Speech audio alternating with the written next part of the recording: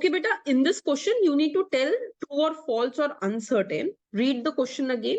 It says population regression function gives the value of dependent variable corresponding to each value of the independent variable. So try to understand that when we write the population regression function, the population regression function is written like this. Yi is equal to beta 1 plus beta 2 xi plus ui. Now, in this case, this part is known as E of y given xi, and this part is your error term. So when we draw a population regression line, right? When I am drawing a population regression line, then I am going ahead and I am drawing that line based on this. I am drawing a line based on the expected value of y given xi. Okay. Now the question is saying that the population regression function gives the value of the dependent variable corresponding to each value of the independent variable. ऐसा तो नहीं है. So for example, if I go ahead and I tell you that, consumption is 40 plus 0.9 times the level of income. Consumption is a function of income.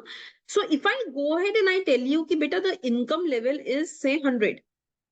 So you will go ahead and get some level of consumption, 0.9 into 100. So this will be 40 plus 90. So this will be 130. So I cannot say na that this 130 is the consumption when income is 100. No. What will I say?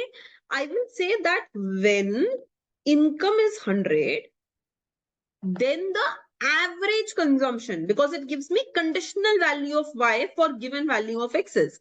So I can say that when income is 100, then on an average, the consumption will be 130 units. When income is 100, the average consumption will be 130 units. So I cannot go ahead and I cannot comment on this being the actual consumption. I can only go ahead and comment on the average consumption. So ये statement incorrect हो जाएगा that the population regression function gives the value of the dependent variable. No, it gives the average value of the dependent variable.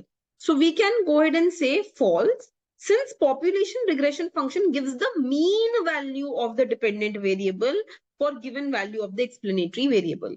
So it does not give the actual value. It gives us the mean value of y given the values of x. Am I clear with it? Okay, beta.